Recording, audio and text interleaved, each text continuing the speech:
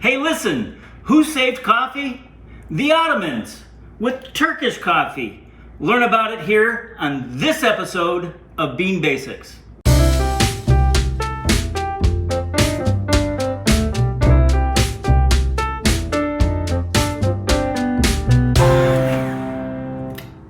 Oh, hey there. Welcome to Bean Basics with Bob and Michelle. Welcome to sunny Saugatuck, and welcome to our home and kitchen. Hey, listen, today we're talking about Turkish coffee. And it's a lot like espresso. It's very thick, it's a little syrupy, and it's quite strong. We make it in this vessel here. Only costs about $19, but this has a very special name, and that's the way it's spelled, and the way it's pronounced is... Sezve. Sezve, that's right. And we're probably butchering that, but that's the closest we're gonna get. Just like espresso, Turkish coffee needs to be a really, really fine grind. And today, we did take our Vario-W up to the finest levels of 1A. But frankly, even that's not enough.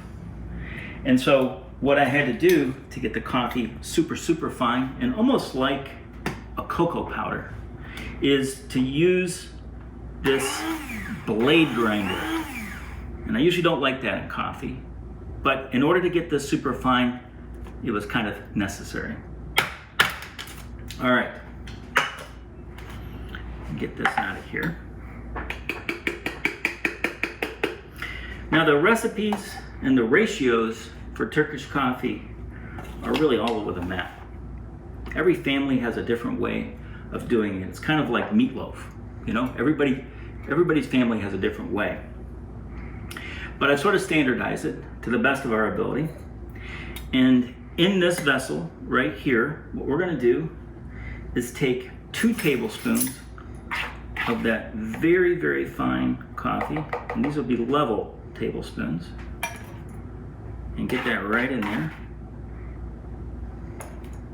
And then to that, we're gonna add 1 tablespoon of extra fine sugar.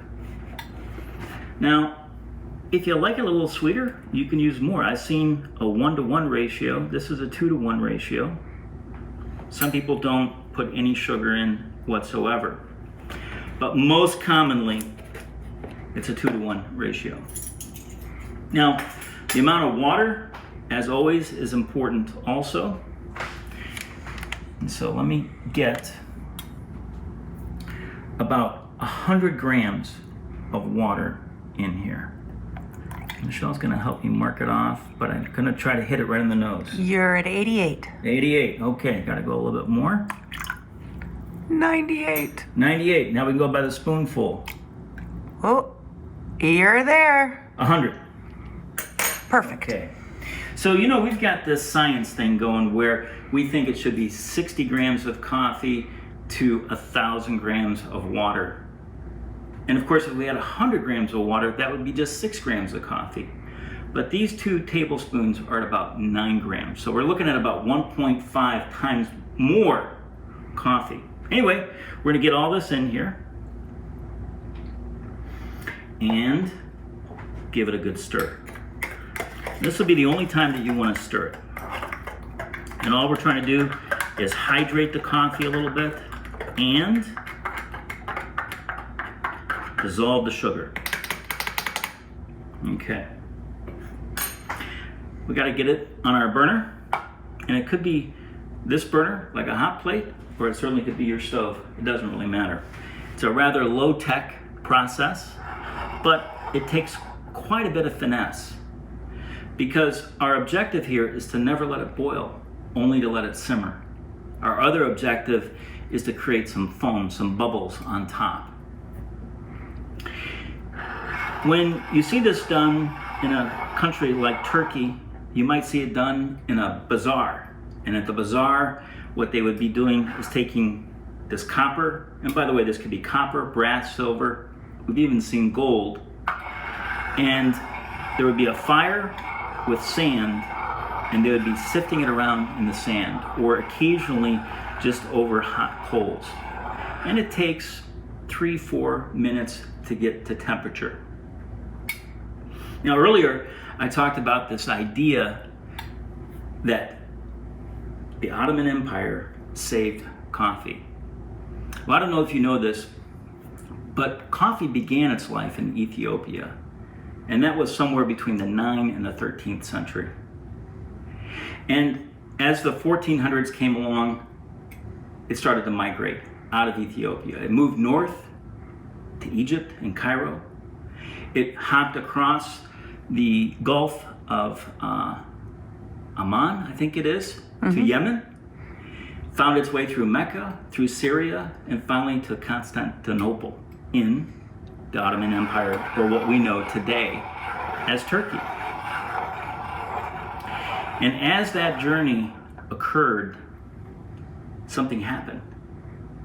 They banned coffee. So in Cairo, in Mecca, and in Constantinople, by the early 1500s to late 1400s, I guess people were getting too wired. And they banned coffee until the Ottoman Turkish Sultan Suleiman came along, and he wrote a fatwa that allowed the consumption of coffee. Now, we've heard the word fatwa, but the word fatwa is just a legal ruling on Islamic law. That's all it is.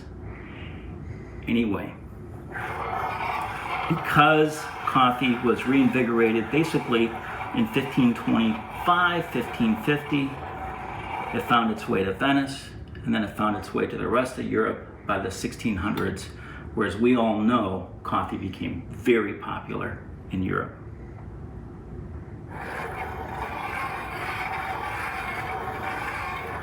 Now, when making Turkish coffee, one thing that's really important is that you have to use a cup that has straight sides to it. So a traditional espresso cup is completely inappropriate because it has slope sides. So this is one key element. The other key element is once we pour this coffee, it's going to have just come off a very high boil, and you can't drink it right away. But you don't want to drink it right away either, because when you pour this out, you're going to be pouring water, coffee, and sugar all at once. And so this cup is going to be full of grounds. So magically, just when this reaches a temperature that you can actually put it to your lips, all the grounds have sifted to the bottom. Okay. I can just begin to hear the cook on this. So we're getting close. Now, when you're done drinking a Turkish coffee, what you'll find is almost a sludge at the bottom. And it takes a little bit of a trick to learn how to sip and drink Turkish coffee so that you don't get all those grounds in your teeth. But when we're done pouring our first cup here, I'm also going to show you a cheater's method to making Turkish coffee that doesn't involve this little container right here. All right, I'm going to have you come in a little closer because the crust is about ready to break, and the more on top you can get, the better. There you go. It just, I think we got some shadows in there.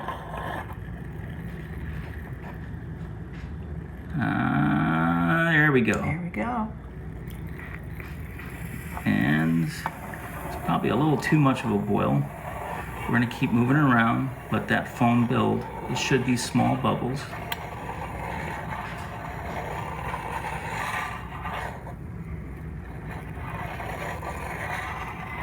And the idea is just a low simmer. A low simmer. Okay.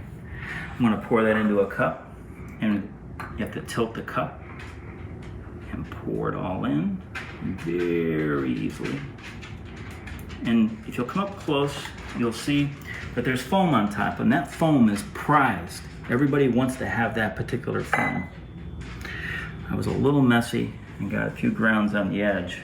But this would sit for a moment, and you'd have a little bit of conversation, and then you would start drinking your coffee. I've made one earlier. I'm going to take a sip, and I love this. It is as great as an espresso with 2 cubes of sugar. It's a very sweet product. Okay, just really quick here. I'm going to show you how to make a cheater's version of Turkish coffee. And we're going to use our Bialetti French. No, it's not French. It's Italian. Yes. It's a Bialetti Moka pot. And if you want to know how to use a Moka pot, you can go back to season 1 and see how to put that together. And we're going to do one variation on that, which is we're not going to really pack the coffee tight, but we are going to fill to the valve line here. We're going to use warm water, not cold water. Now what I've done is I've created a mixture already of, just like we did on the Turkish coffee, of 2 tablespoons of coffee to hold in there if you can, 1 tablespoon of sugar,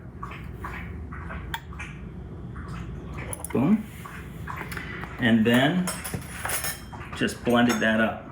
Okay, so give it a vigorous, even stir,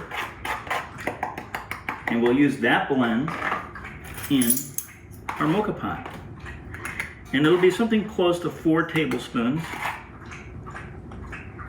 but we'll have coffee and sugar. Now, I like to normally tamp pretty vigorously on a Moka pot, but I'm not going to do that because the grind is so fine. Now, we have some forgiveness because there's sugar in there, and so we don't have to worry about it getting jammed up or something like that.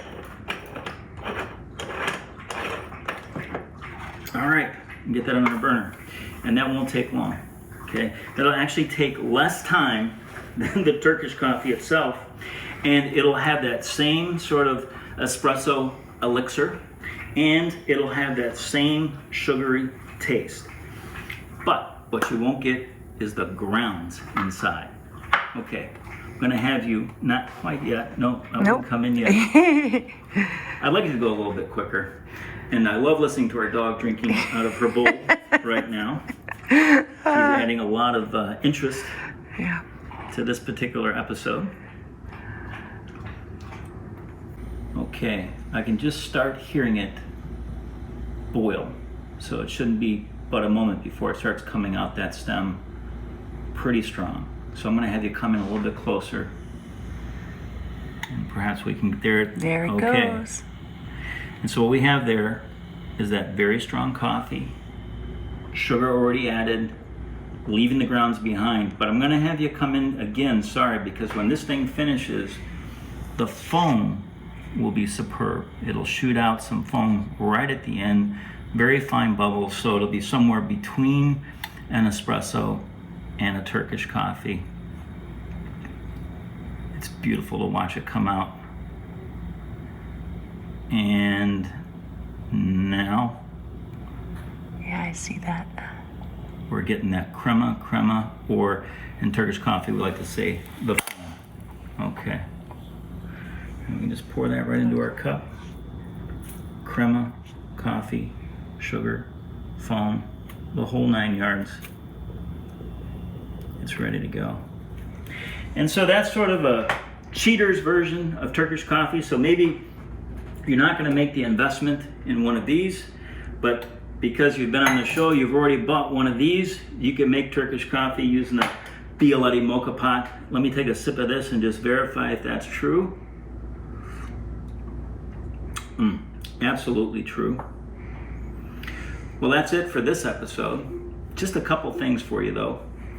One, a lot of people have been asking about a One Big Island in Space t-shirt, and we'd be happy to give you one.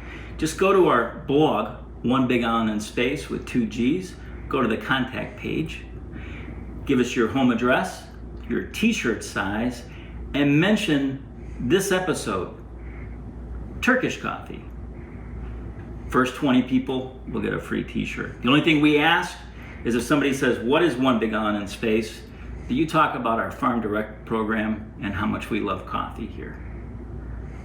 The final note, I want to leave you with this. When you love the world will love you right back. Hey, thanks for joining us. For future episodes, click the subscribe button. Bean Basics is brought to you by One Big Island in Space.com with 2 G's.